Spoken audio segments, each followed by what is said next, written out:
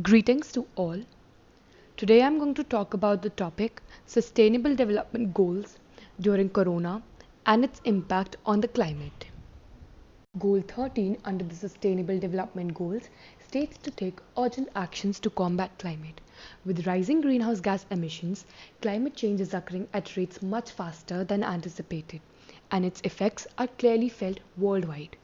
And so, on the 50th anniversary of Earth Day, an annual event was organized by the UN for the people to show their support for protecting the Earth and making them aware of a pandemic uncommon in our lifetime. Although climate change may not seem as urgent as the pandemic, and some may even find cause for celebration in news and pictures of cities with car-free streets and clear skies. But it is necessary to know that although tackling the pandemic is a critical priority, improving the climate is growth towards a better future, especially at this time. Humanity is being granted a glimpse of what our planet could be like if countries promote sustainable living. It is certain that countries might be taking action now to transition to tough, low-carbon pathways in order to limit global temperature to 1.5 degrees Celsius. You might ponder upon a question of how a country can contribute to tackle climate change and the pandemic.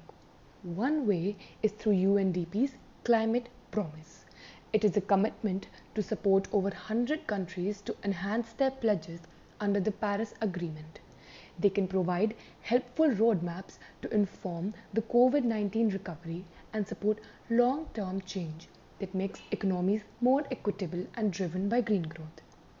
We can do our part by demonstrating great acts of solidarity and adopt new social values such as learning to live less extravagantly and reflecting on capitalist and sustainable lifestyles.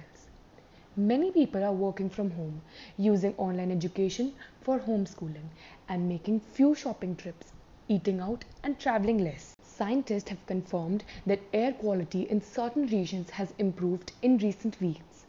As industries, aviation, and other means of transportation stop, air pollution has reduced consistently in countries severely affected by the virus, such as China, Italy, and Spain. If we compare the CO2 emission in the span of even 1 year, we see a huge effect. It is a positive indicator if it brings us closer to accomplishing the 2030 agenda of bringing the carbon emission to 1.5 degrees Celsius. In 2019, 40 billion tons of CO2 were emitted per $88 billion of the world's GDP.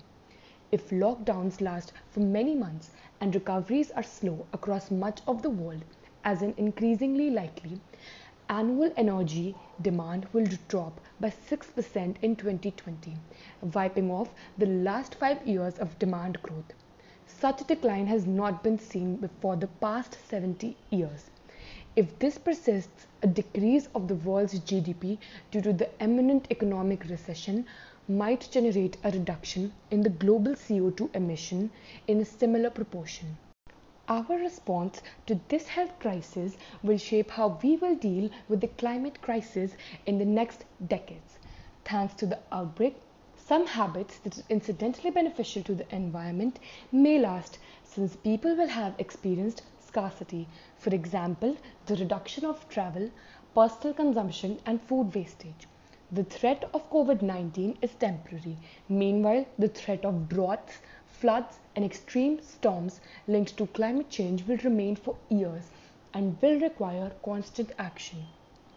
Clearly, human beings are part of nature, and all activity that impacts the environment also impacts us.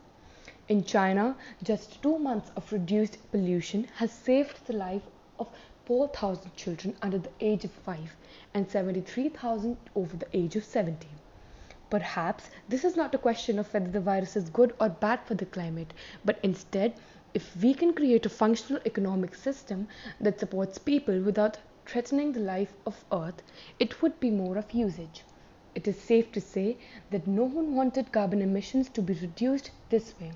COVID-19 has a dark cost to our lives.